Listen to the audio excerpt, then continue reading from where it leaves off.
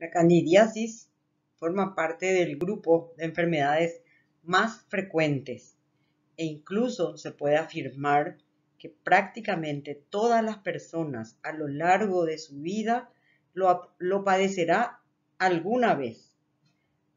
Pueden ser micosis superficiales, cutáneas y también profundas.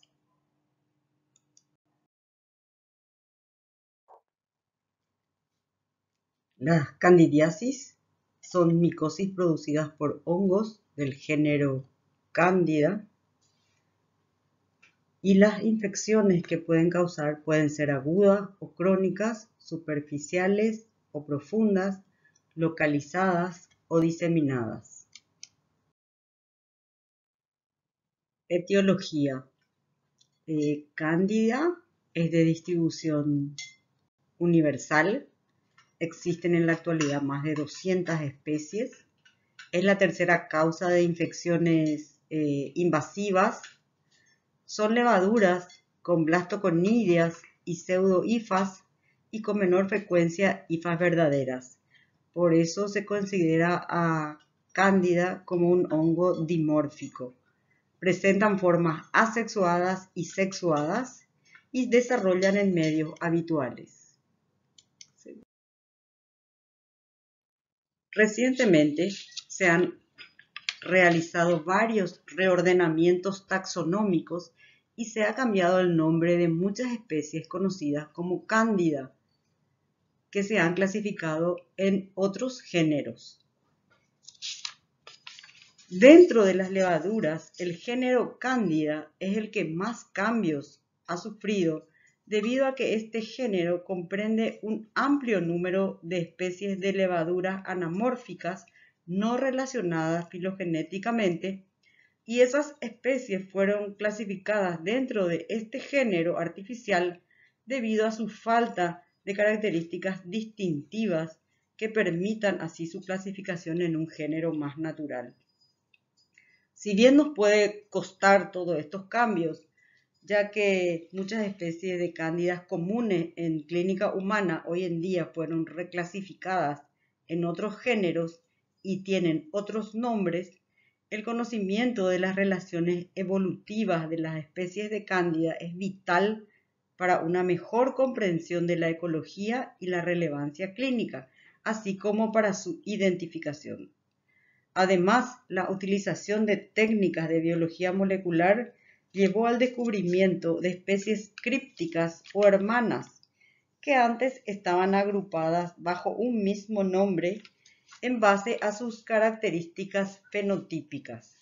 Se habla de especies crípticas cuando hay distintas especies que han sido erróneamente clasificadas bajo el nombre de una especie. Y se habla de especies hermanas cuando dos especies que están estrechamente cercanas no habían sido distinguidas unas de las otras. Vamos a hablar entonces de las cándidas más frecuentes y tenemos acá en este cuadro, la mayoría de ellos han sido reagrupados en forma de complejos.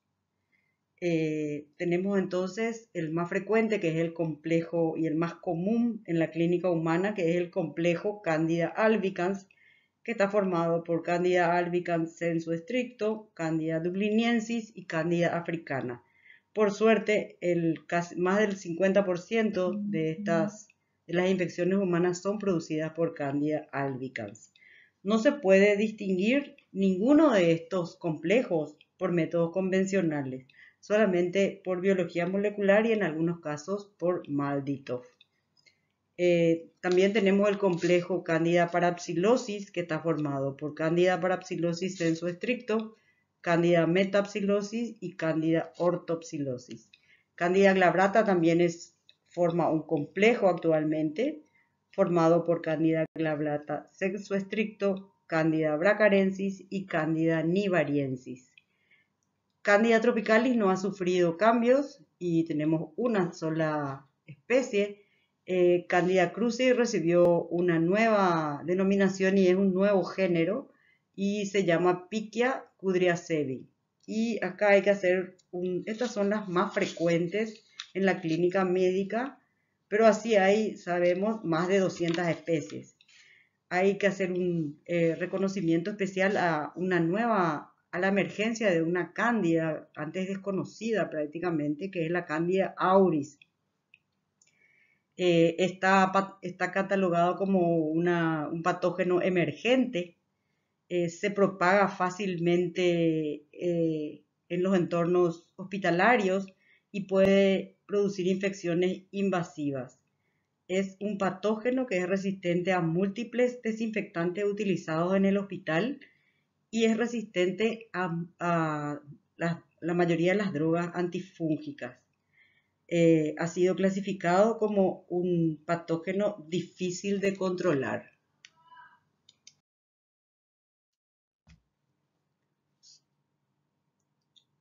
El origen. Las infecciones pueden ser por cándida, pueden ser de origen endógeno o exógenas, aunque se ha demostrado que el 70% de las infecciones son de origen endógena, pero aún así el 30% pueden ser de origen exógeno. El complejo Candida albicans forma parte de la flora del aparato digestivo, respiratorio, genital y la piel. El Candida tropicalis forma parte del aparato digestivo y se encuentra en el intestino grueso. Candida parapsilosis y tropicalis forma parte de la piel en humanos y animales, en las plantas, en el suelo y también en los dispositivos médicos. Epidemiología. Las especies del género Candida tienen una distribución geográfica universal. En los seres humanos forma parte de la microbiota habitual del tubo digestivo, la mucosa vaginal y la piel, inclusive en individuos sanos. En pacientes hospitalizados, la colonización por cándida se eleva al 76%. Las fuentes de infección pueden ser endógenas o exógenas. La mayor parte de los casos se debe a la colonización endógena. Sin embargo, técnicas de biología molecular han demostrado que el 30% de los casos se debe a la colonización exógena.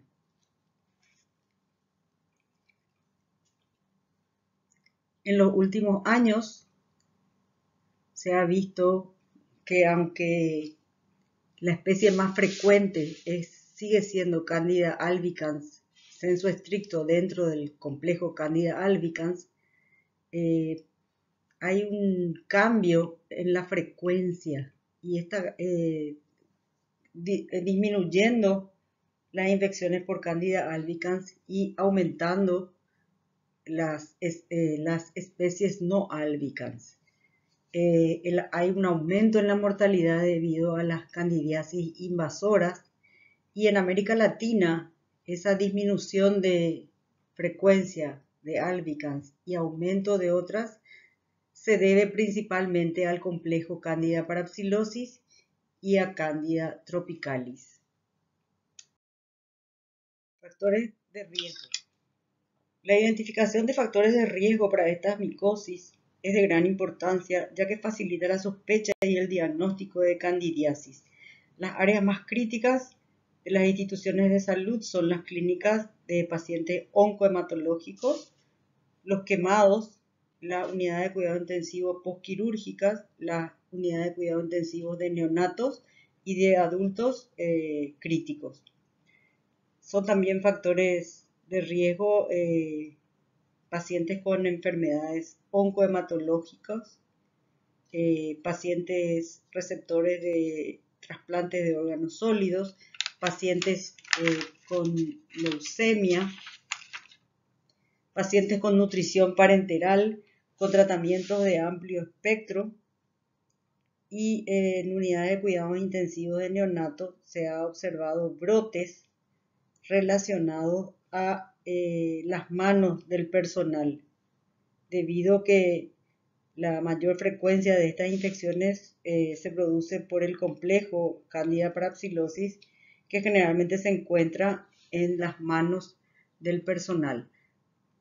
También se debe a nuevas técnicas quirúrgicas sobre todo en el trasplante, y a la mayor sobrevida de los individuos inmunocomprometidos. De Cándida. En primer lugar tenemos el dimorfismo. Las levaduras permiten la colonización, la conversión de la forma unicelular de levadura a la forma filamentosa es esencial para invadir los tejidos. Las pseudohifas aumentan la capacidad de adherencia, la capacidad invasiva y la resistencia a la fagocitosis. Existen enzimas en Cándida, como por ejemplo proteasas, fosfolipasas y lipasas, que proporcionan nutrientes para su crecimiento y facilitan su penetración.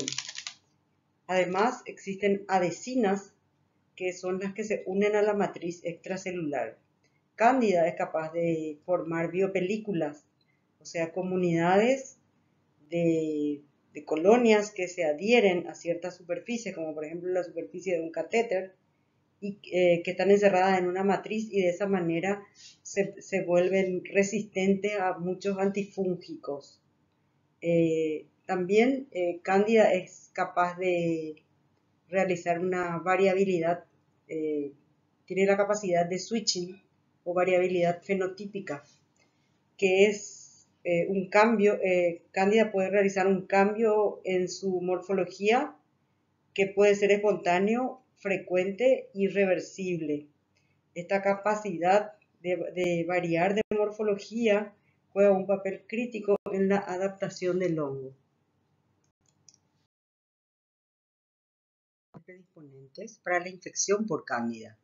Entre ellos tenemos las fisiológicas, los factores fisiológicos como las edades extremas, los neonatos, el embarazo, los ancianos, los factores mecánicos como la humedad y maceración, la oclusión, las prótesis, heridas, traumatismos, alteraciones de la flora normal, que puede ser por el uso de antibióticos, alteraciones endocrinas como enfermedades como hipotiroidismo, diabetes, obesidad, déficit de hierro, enfermedades debilitantes como el VIH, las neoplasias, las leucemias, los linfomas, y otros factores como por ejemplo anticonceptivos orales, el uso de prótesis, el uso prolongado de corticoides, de nutrición parenteral, pacientes trasplantados, etc. En la mayoría de los casos de candidiasis invasora confluyen dos o más de estos factores.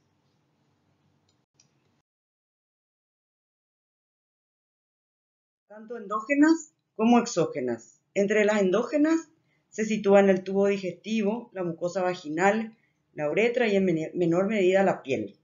La colonización masiva del intestino, así como el daño producido en las mucosas del aparato digestivo por la medicación antiblástica, pueden conducir el pasaje de Cándida a través de las mucosas hacia los vasos linfáticos y de estos al torrente sanguíneo, con la producción de fungemias.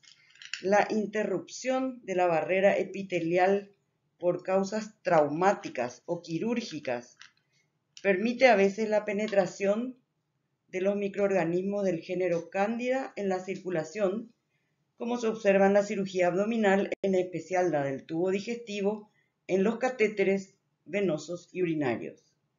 Entre las infecciones de origen exógeno deben señalarse las ocasionadas por las soluciones de nutrición parenteral contaminadas, las candidiasis oftálmica postquirúrgicas producidas por soluciones intravítreas y la infección de válvulas cardíacas protésicas.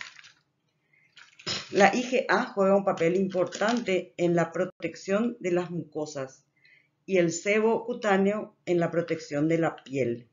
La piel además funciona como un órgano activo en la inmunidad innata, a través de la acción de queratinocitos y de las células del Langerhans que colaboran en la etapa inicial de la inflamación.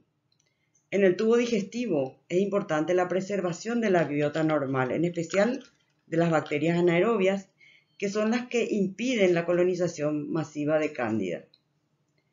El adecuado funcionamiento de la inmunidad mediada por células desempeña un papel importantísimo en el control de la colonización de las mucosas y la piel por Cándida. En el suero hay sustancias que inhiben el desarrollo de Cándida, que son las transferrinas y las lactoferrinas, representadas por esas proteínas.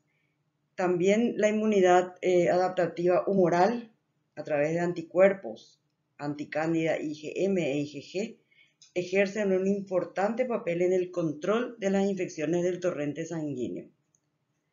La presentación de una candidiasis también depende de las condiciones del huésped. Así, cuando hay alteraciones de la barrera cutánea, esto puede conducir a candidiasis de piel, de uñas, de catéteres. Los antibióticos de amplio espectro y las drogas antiblásticas generan candidiasis intestinal. Las fallas graves en la inmunidad mediada por células se observa en los pacientes con HIV y en las candidiasis mucocutáneas. En los pacientes neutropénicos o tratados con drogas inmunosupresoras que impiden el funcionamiento de la inmunidad innata, hace que estos pacientes estén predispuestos a padecer candidiasis diseminadas agudas.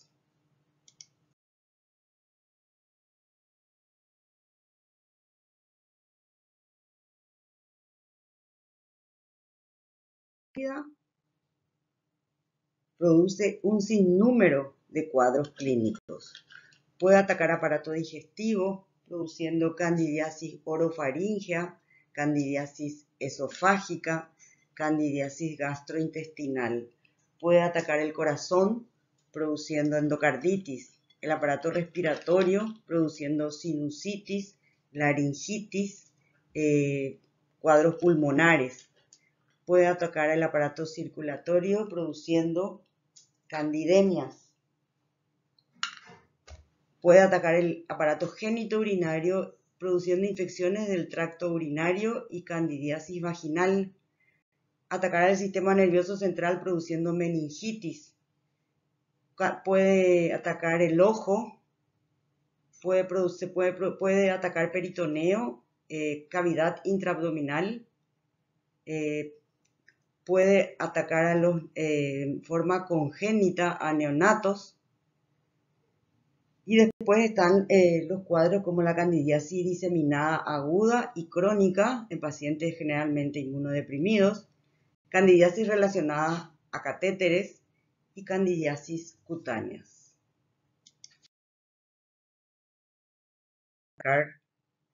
La mucosa orofaríngea, produciendo lo que se conoce en nuestro medio como muguet. Es una de las infecciones debidas a cándida con mayor frecuencia y la incidencia es alta sobre todo en recién nacidos por parto vaginal debido a la infección de la madre. Pero también pueden verse en ancianos con la aparición de boqueras, en pacientes fumadores por la irritación del tabaco, en pacientes que utilizan corticoides inhalatorios, en pacientes diabéticos y en pacientes con infección avanzada por HIV.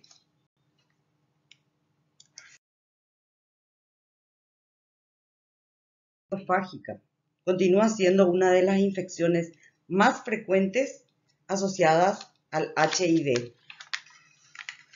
También se puede observar en pacientes con enfermedades malignas de los órganos hemocitopoyéticos, con síndrome mielodisplásico y en la neutropenia grave. Los síntomas son generalmente dolor retroesternal y disfagia, o sea, dolor al tragar algún alimento.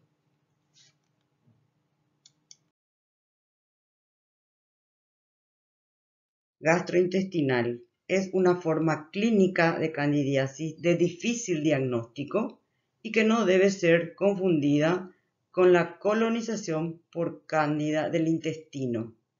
Esta colonización suele ocurrir en un porcentaje variable de personas sanas. Esta afección es más común en el intestino delgado y puede producir ulceraciones, pseudomembranas, y a partir de estas lesiones puede haber perforación intestinal, diseminación hematógena con metástasis a otros órganos y peritonitis. Ocurre en pacientes neutropénicos y en pacientes con HIV.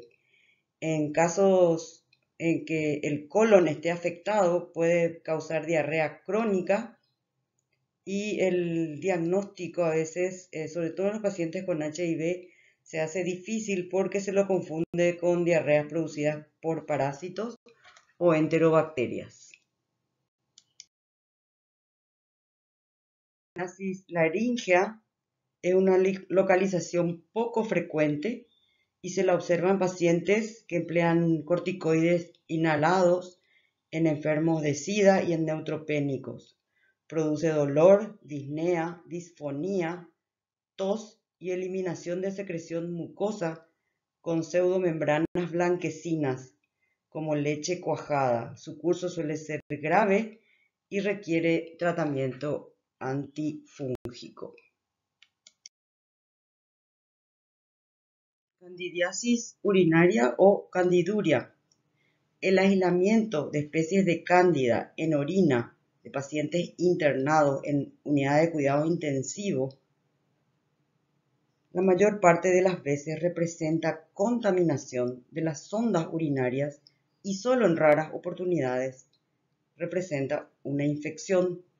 Las candidurias transitorias y asintomáticas suelen observarse en enfermos que presentan factores de riesgo para las infecciones graves por cándida, a los que se suman las causas predisponentes locales como catéteres urinarios permanentes, obstrucción de las vías urinarias, instrumentación e intervenciones quirúrgicas sobre las mismas. El diagnóstico de las infecciones urinarias bajas no es fácil. La candiduria asintomática tiene una prevalencia que varía entre el 2 y el 10% en los pacientes graves y es mayor en los internados en unidades de cuidado intensivo y en los enfermos oncohematológicos.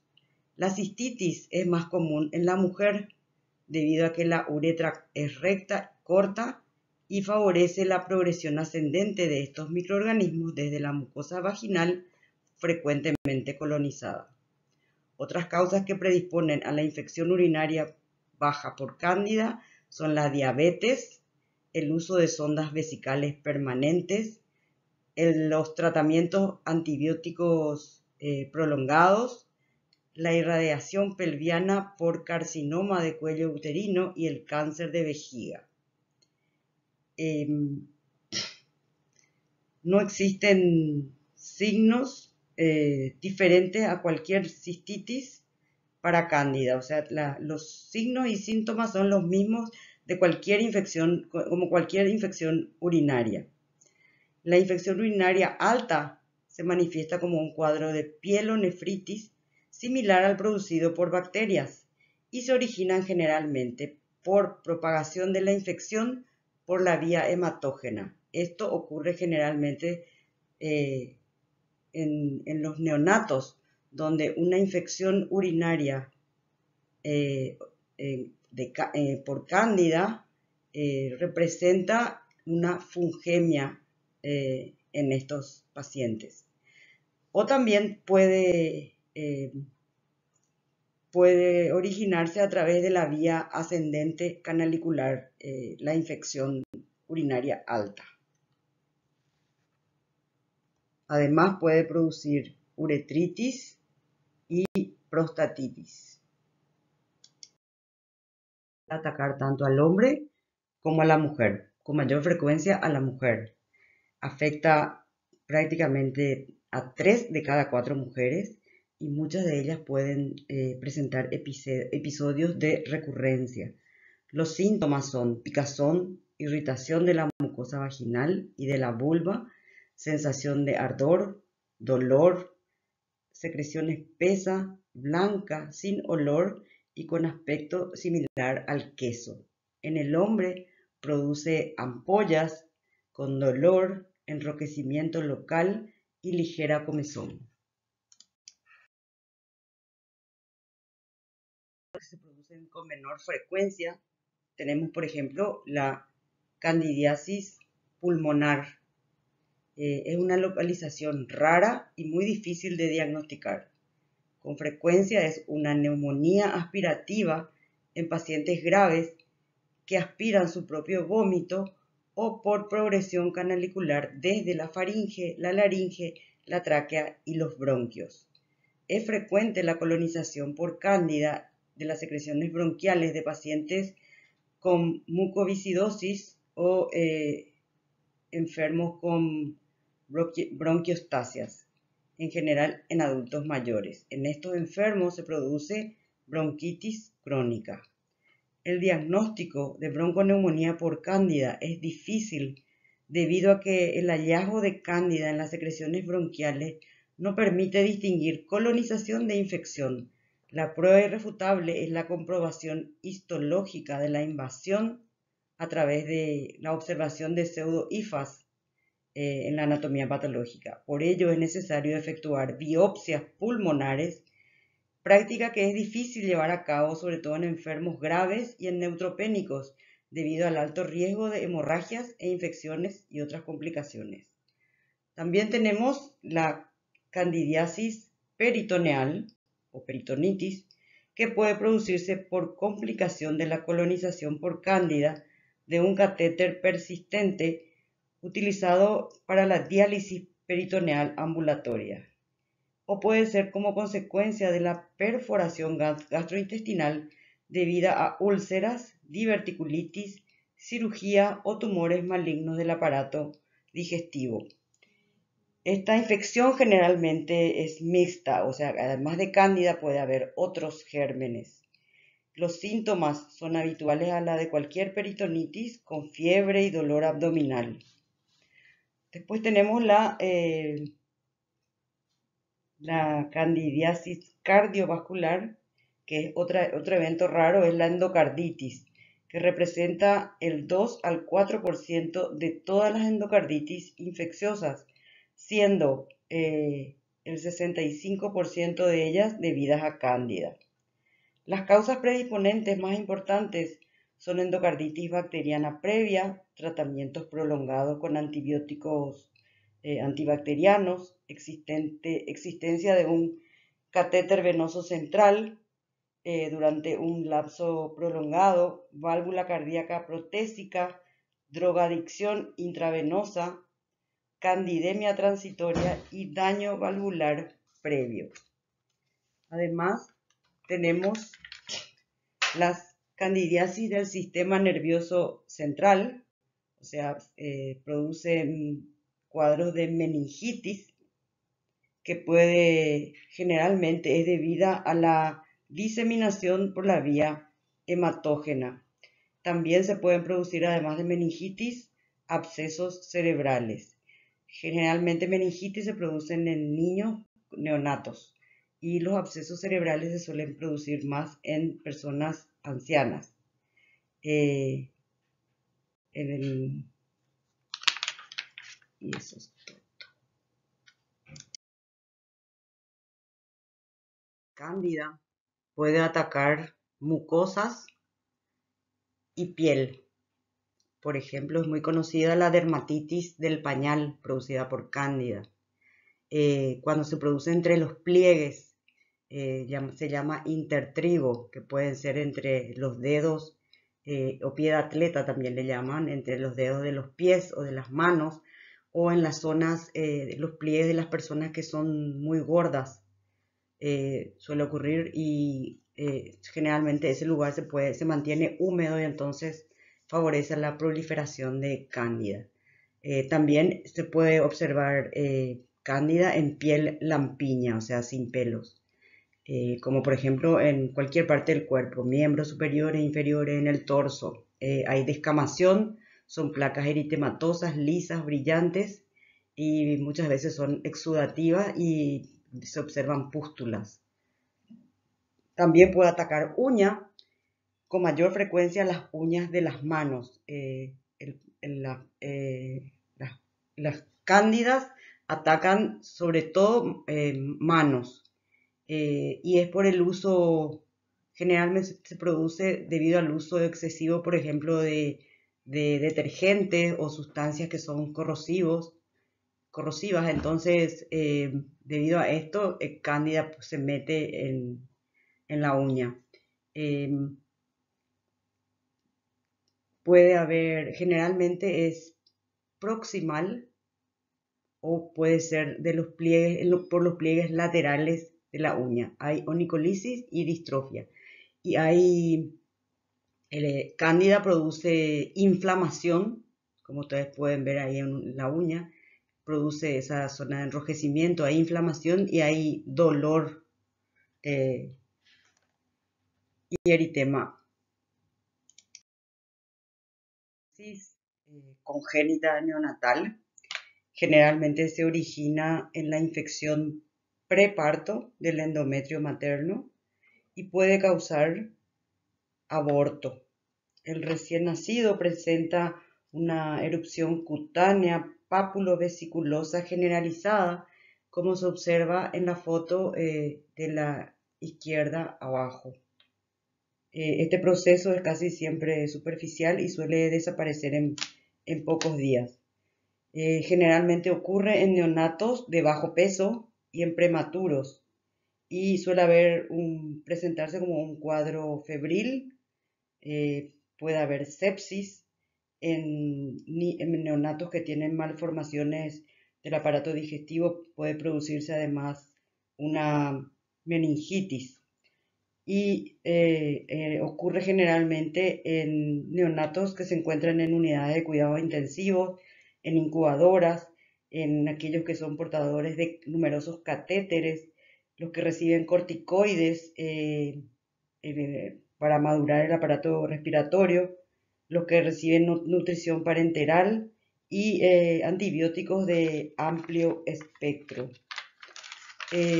También es frecuente la infección del tracto urinario que presenta hematuria, leucocitos y obstrucción uretral. Los hemocultivos en estos casos siempre son positivos. Esta forma clínica se presenta en enfermos graves con estadías prolongadas en unidades de cuidados intensivos, más de 8 días, y especialmente en pacientes neutropénicos. Es una infección grave con una alta tasa de mortalidad, hasta el 40%, que se manifiesta como un síndrome febril de causa desconocida que no responde a antibióticos antibacterianos. En los casos más graves se acompaña de un cuadro séptico, hipotensión arterial, disnea, lesiones cutáneas de vasculitis y deterioro grave del estado general. En los pacientes oncohematológicos con neutropenia aparecen en la piel nódulos, lesiones de vasculitis en forma de púrpura palpable y ectima gangrenosa. Las formas más graves son fulminantes con falla multiorgánica y shock.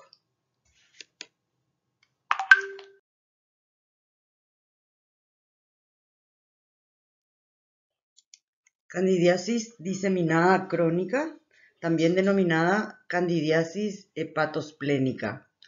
Se presenta generalmente en pacientes con leucemias agudas mieloides o linfoides que cursaron con neutropenias prolongadas durante el tratamiento de inducción a la remisión y que tuvieron catéteres venosos centrales para la administración de quimioterapia antiblástica. La sintomatología se inicia cuando el paciente recupera los leucocitos y estos se acercan a los valores normales. Se presenta con fiebre, dolor abdominal, en especial en hipocondrio derecho, náuseas, vómitos, ictericia.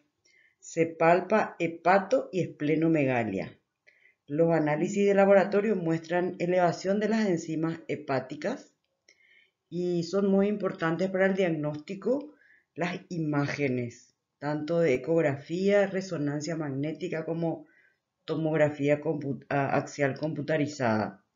En ella se observan lesiones focales múltiples con aspecto de ojo de buey, que podemos observar acá, que tiene un centro que es más oscuro y la parte externa más clara, como si fuera un ojo. Acá tenemos otra. Esto es característico de la candidiasis diseminada crónica, porque los cultivos suelen ser negativos. Aquellas que presentan pacientes que tienen un catéter venoso central que ha estado colocado durante un tiempo prolongado y se presume que está infectado. Puede ocurrir por una infección a partir de la piel, pasará al catéter, o cuando el catéter se infecta en el curso de la candidemia. Puede dar origen a tromboflebitis séptica que produce nuevos episodios de fungemia. La zona afectada se torna dolorosa y edematosa y puede palparse un cordón venoso. Es muy importante hacer el diagnóstico porque implica la necesidad de la extracción del catéter venoso central que, como ustedes saben, se realiza con cirugías.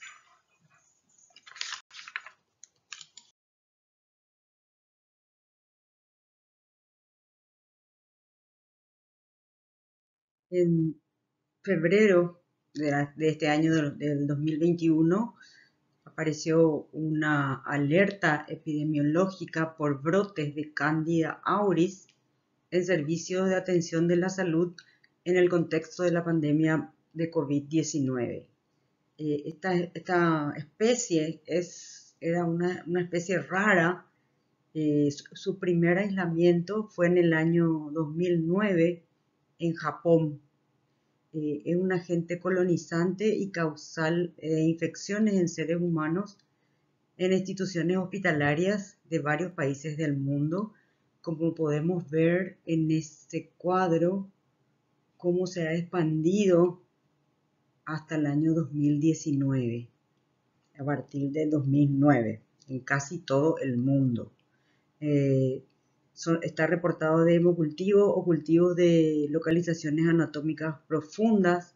Los factores de riesgo son dispositivos médicos invasivos, asistencia mecánica respiratoria, estancia prolongada en la unidad de cuidado intensivo, exposición previa a múltiples antibióticos de amplio espectro, y representa un problema de salud pública debido a las dificultades para su identificación y también a la resistencia a múltiples antifúngicos, lo que hace que esta infección sea mortal.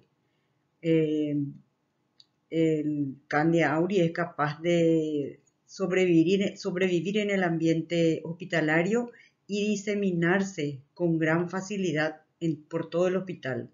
Tiene una alta mortalidad, como ya les dije, y la detección precoz es muy importante para el control de estas infecciones y para evitar la mortalidad.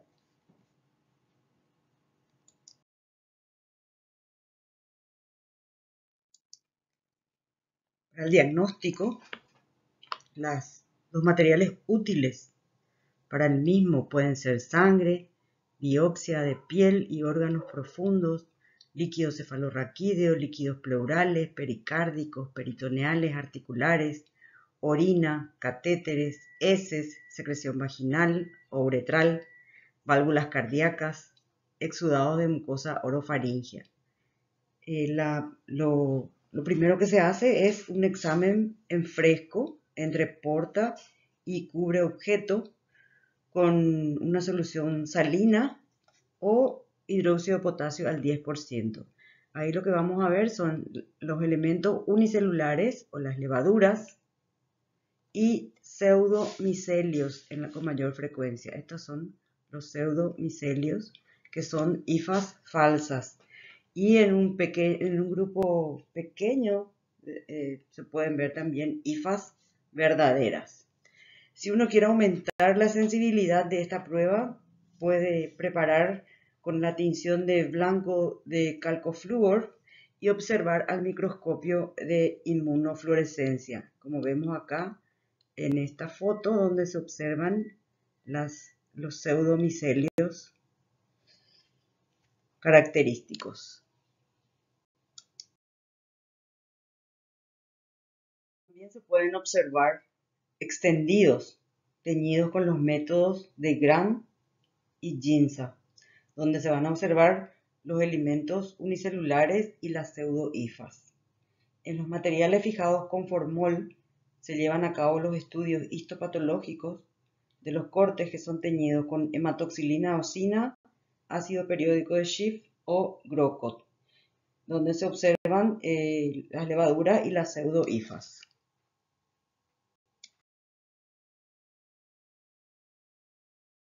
Para el cultivo, los medios utilizados son el agar saburoglucosa con el agregado de antibióticos como gentamicina, amikacina, cloranfenicol.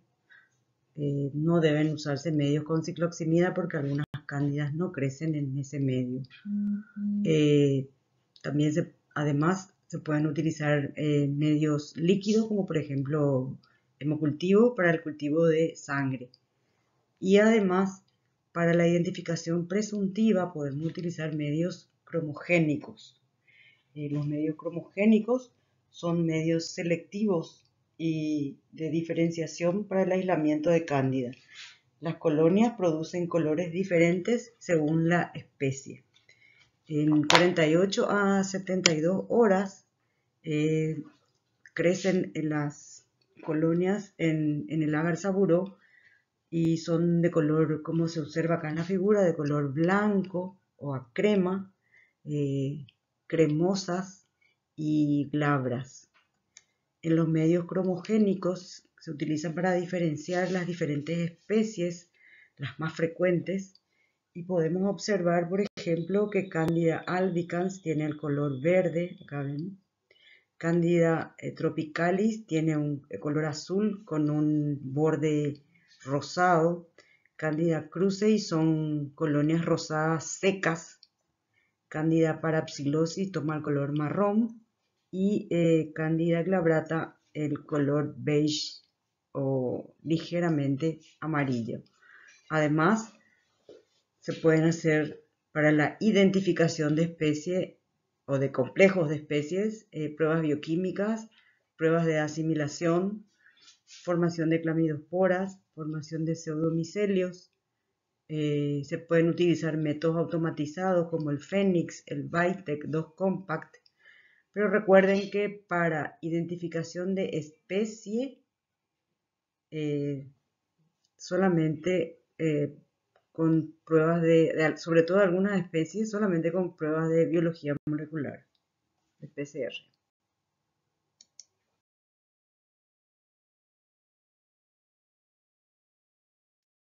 Las limitaciones que para el diagnóstico, sobre todo de las candidiasis invasoras, se ha recurrido a métodos de diagnóstico no basados en cultivos. Tenemos como ejemplo las técnicas de ELISA para buscar anticuerpos y antígenos mananos. Los mananos recuerdan que forman parte de la pared de Cándida. Entonces, estas pruebas han demostrado una eficacia del 70% y se tornan positivos antes que los hemocultivos. También se pueden detectar otros antígenos, sobre todo en donde es más difícil, que es la candidiasis invasora, y son la enolasa y la proteína del shock térmico. Las pruebas serológicas que detectan anticuerpos se realizan mediante dos tipos diferentes. Presentan el inconveniente de la existencia de anticuerpos de tipo IgM producidos por la colonización por especies de cándida en el tubo digestivo. Estas pruebas son la inmunodifusión y la contrainmunoelectroforesis con antígenos citoplasmáticas de las células rotas de cándida y detecta anticuerpos IgG en enfermos que sufren o han sufrido candidemias. Recientemente tenemos también el equipo de detección de anticuerpos anticuerpo IgG antitubo germinativo de Candida albicans, que lo realiza mediante inmunofluorescencia indirecta con una muy buena sensibilidad del 85% y una especificidad del 95%. Además, se han encontrado 5 anticuerpos anticándida en suero que son capaces de predecir el pronóstico clínico en las candidiasis invasoras sobre todo. 3 de ellos están asociados con el mal pronóstico, que son MET6P, HSP90 y PGK1P, que son mediadores de la antiapoptosis, y 2 de ellos asociados al mal pronóstico del paciente, que son los mediadores de la proapoptosis. Además, tenemos la PCR en tiempo real, donde directamente detectamos ácidos nucleicos a partir de muestras clínicas. Y la técnica basada en la resistencia magnética, en la resonancia magnética, que identifica al menos muchas especies de cándida directamente de muestras clínicas sin necesidad de aislar la levadura del medio de cultivo.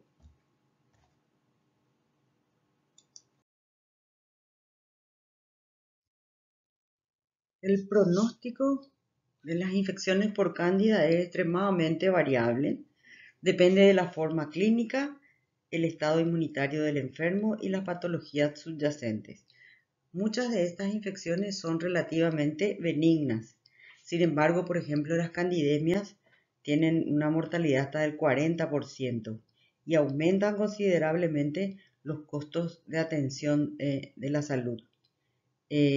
Las candidemias en pacientes neutropénicos son extremadamente graves, mientras que las asociadas a catéter tienen un curso benigno. Candida albicans hasta ahora sigue siendo con mayor proporción la especie más frecuente encontrada en la mayoría de estas infecciones. Sin embargo, han empezado a emerger otras especies diferentes a este complejo Candida albicans, como por ejemplo el complejo Candida parapsilosis, la Candida tropicalis, el complejo Candida glabrata y Pichia kudryavtsevii, la ex Candida krusei.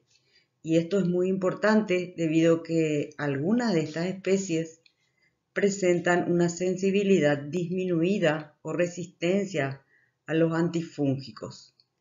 En los casos severos como las infecciones en el huésped inmunocomprometido o paciente internado en UCI, se torna imprescindible la identificación a nivel de especie e inclusive la realización de una prueba de sensibilidad frente a los antifúngicos. La mucormicosis son infecciones fúngicas producidas por mucorales que se caracterizan por la rápida evolución, la invasión de los vasos sanguíneos y la necrosis de los tejidos. Se presentan en huéspedes con factores de riesgo bien definidos. Estos hongos se encuentran, son hongos ambientales, viven en la tierra, sobre los desechos orgánicos, en los frutos y en los alimentos. Son micosis raras, pero en estos últimos meses se ha observado un aumento de casos asociados sobre todo a COVID-19 en personas diabéticas descompensadas o con tratamiento con esteroides. El mayor número de casos se ha visto en la India con 14.000 casos y una alta mortalidad del 80%.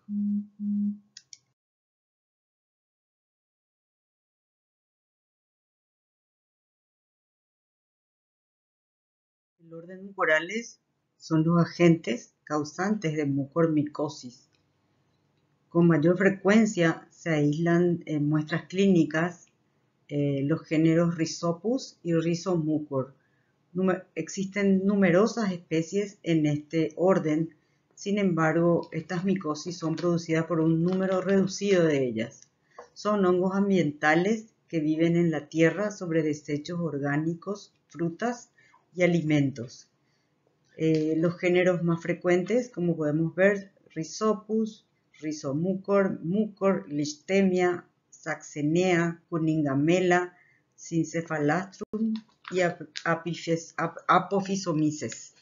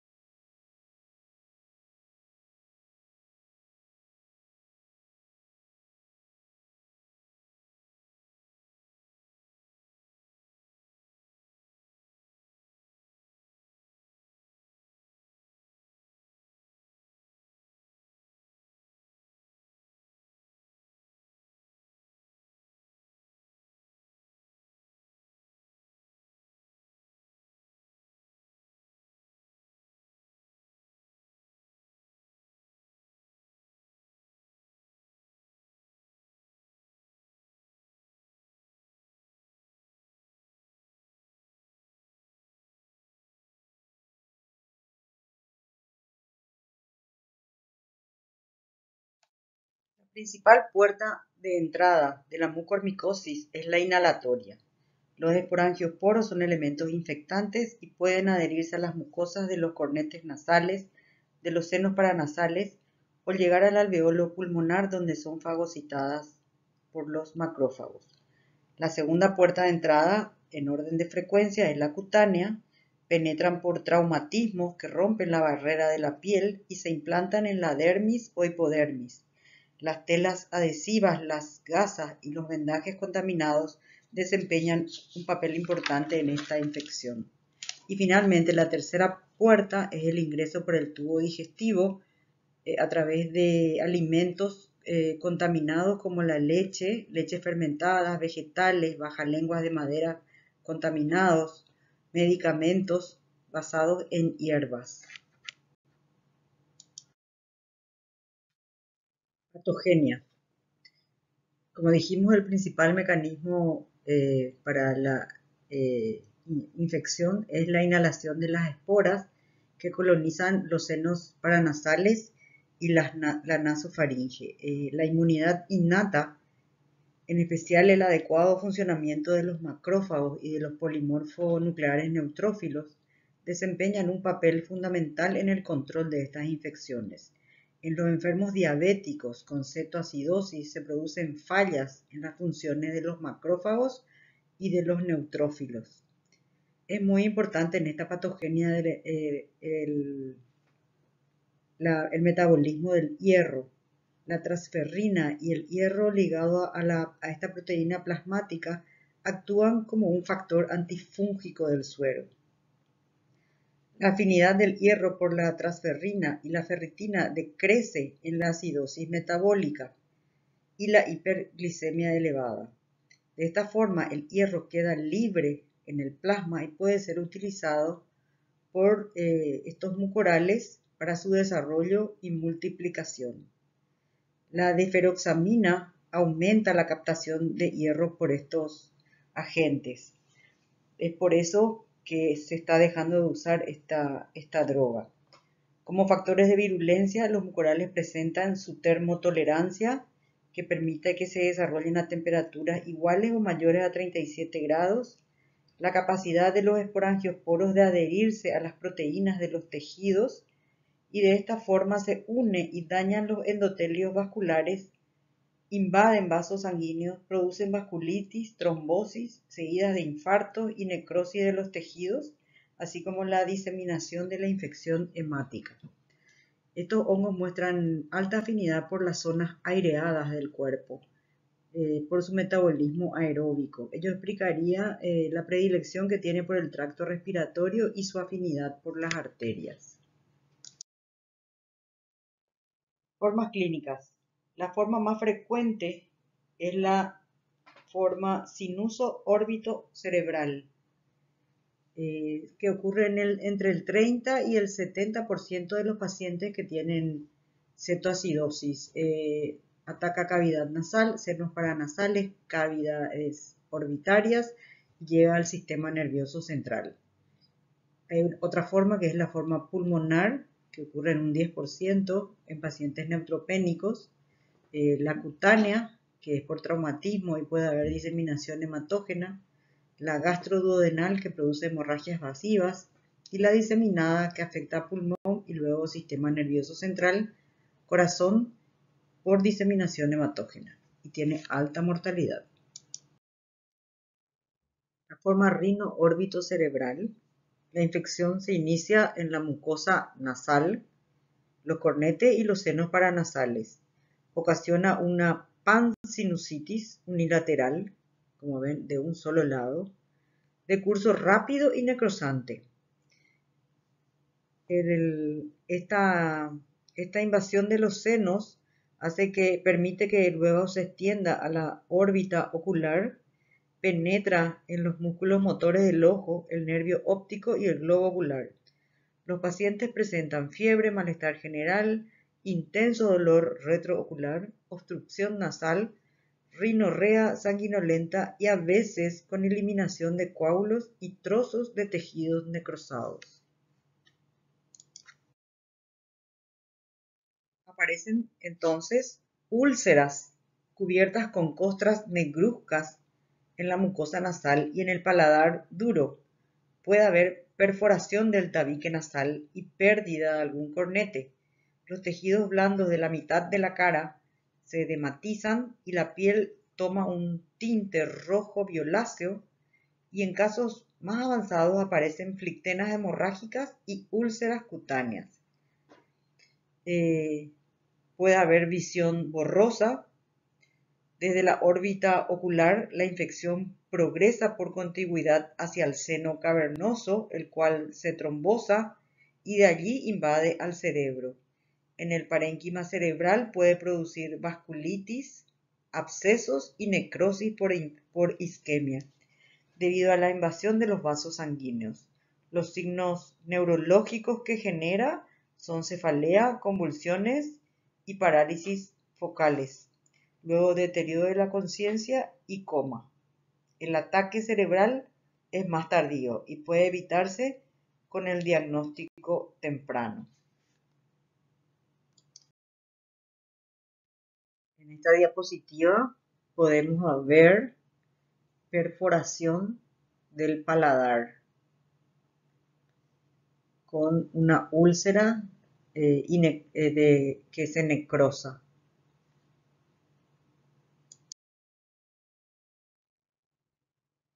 Los estudios de resonancia magnética y las tomografías computarizadas en cráneo son fundamentales para evaluar la extensión de la infección y planificar las intervenciones de dehibridamiento y extirpación de los tejidos necrosados.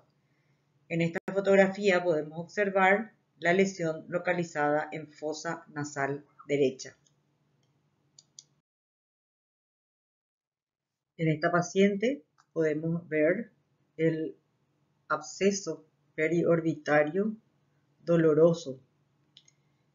Ataca los músculos motores del ojo, el nervio óptico y el globo ocular.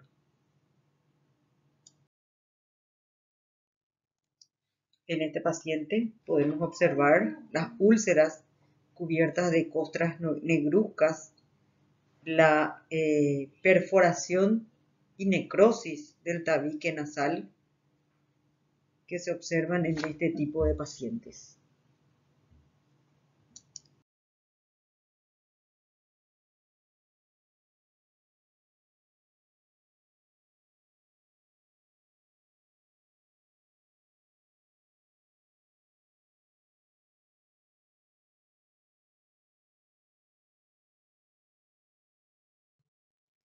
Mucormicosis pulmonar. Esta forma clínica se observa en pacientes con leucemia mieloide aguda durante la neutropenia producida por las drogas antiblásticas. Con menor frecuencia ataca a pacientes que reciben altas dosis de corticoides o de feroxamina durante la hemodiálisis. Otros factores de riesgo son la profilaxis primaria con voriconazol, que es un antifúngico, y la adicción a drogas ilícitas por vía venosa. Clínicamente se parece a la aspergilosis pulmonar invasora aguda. Presenta fiebre, tos seca, dolor torácico, especialmente puntada de costado, disnea. Radiológicamente se observan imágenes muy parecidas a la de aspergilosis, donde hay nódulos con signo del halo, con frecuencia múltiples, infiltrados con base pleural, rodeada de una zona en vidrio esmerilado. La aparición de infartos hemorrágicos de pulmón suele ser común, produce hemóptisis, disnea, dolor torácico, derrame pleural hemático. Es un proceso de rápida evolución que determina necrosis extensa de los tejidos comprometidos, invaden las estructuras de la pared torácica, el corazón, la vena cava y el diafragma. El pulmón suele ser el punto de partida de una mucormicosis diseminada. Su pronóstico es malo, ya que tiene una alta tasa de mortalidad, 50 al 70% en formas pulmonares y 95% en las formas diseminadas. Las mejores muestras para el diagnóstico clínico son las biopsias de piel o mucosas, las piezas quirúrgicas de tejidos debridados, las secreciones de senos paranasales y en la mucormicosis pulmonar los esputos o los lavados broncoalveolares. El estudio micológico se inicia siempre con el examen microscópico en directo, el cultivo, y también se puede utilizar rayos X, tomografía computarizada y resonancia magnética nuclear como métodos auxiliares de diagnóstico.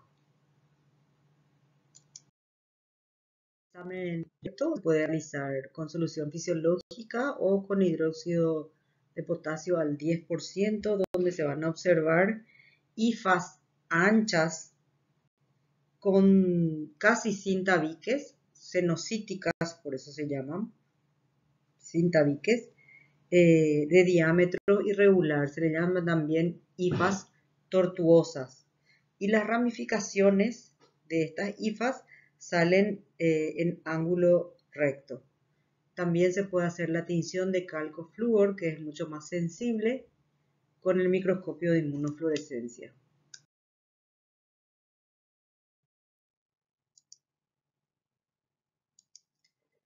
El cultivo, el material a cultivar no debe ser molido con mortero, sino cortar en trozos con un bisturí. Y estos trozos son los que se utilizan para el cultivo. No sirven las muestras necróticas ni tampoco molidas porque las hifas son destruidas muy fácilmente. Se cultivan en agar saburó glucosa con el agregado de antibióticos y sin cicloximida, y se realiza la incubación a 28 y a 37 grados durante una semana. Generalmente las colonias son de crecimiento rápido, expansivo, acá como ven, como algodonosas, en pocos días cubre toda la placa de Petri. El micelio aéreo al comienzo es blanquecino y después va variando de color Y si esto observamos al microscopio, vamos a observar diferentes estructuras de acuerdo a la especie y al género. Pero casi todos tienen en común que tienen una célula pie, una hifa pie, un esporangiosporo, que es el que sostiene al esporangio, que es esta estructura globosa que ustedes ven acá. Y dentro de este esporangio se encuentran los esporangiosporos, o sea, son esporas que se encuentran adentro y estas son las que penetran en la nariz, ¿verdad? Algunas especies, como por ejemplo Rhizopus, además contienen rizoides, como unas raíces.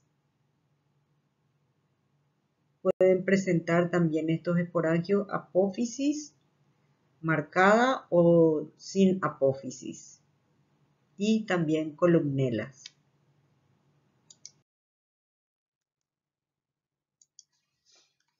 Veamos ahora los géneros más frecuentes. Mucor, especie, presenta colonias de crecimiento rápido, expansivos, de micelio aéreo blanco, amarillento, que después se vuelve gris. No presenta rizoides. ¿Se acuerdan las raíces que vimos anteriormente? No tiene mucor. Presenta, este es el esporangiosporo, acá también esporangiosporo, con una columnela, que ven acá, esta es la columnela. El esporangio es globuloso, tiene forma de globo, y adentro se encuentran, como se ven acá ya abiertos, los esporangiosporos, o las esporas que son esféricas, hialinas o a veces pardas.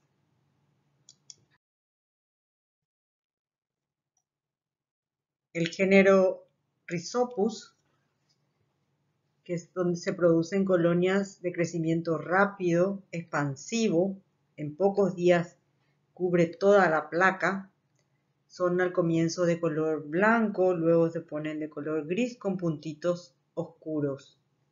Si observamos esto al microscopio, vamos a ver el esporangiosporo, que es este, que sostiene a los esporangios,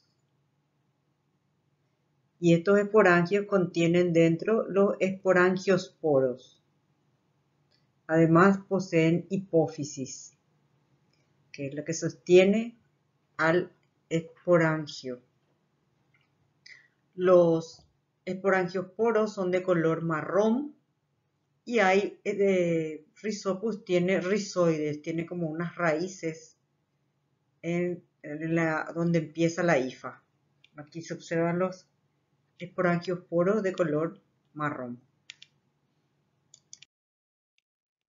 El 11 de junio del año 2021, la Organización Panamericana de la Salud ha lanzado una alerta epidemiológica sobre la mucormicosis asociada a pacientes con COVID.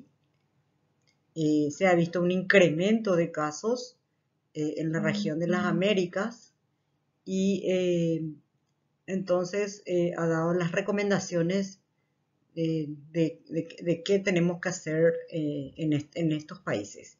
En los últimos meses se ha observado un aumento de la mucormicosis asociada a COVID, principalmente en pacientes con enfermedades subyacentes, tales como las que ya vimos, diabetes mellitus, cetoacidosis diabética o en tratamientos con esteroides.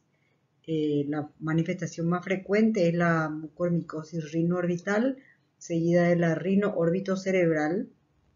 Sin embargo, yo he leído también, hay casos de micosis pulmonar y generalmente ocurren como infecciones secundarias a la infección por SARS-CoV-2. Inclusive pacientes que ya se curaron van a sus casas y ahí se produce la mucormicosis, el cuadro clínico de mucormicosis.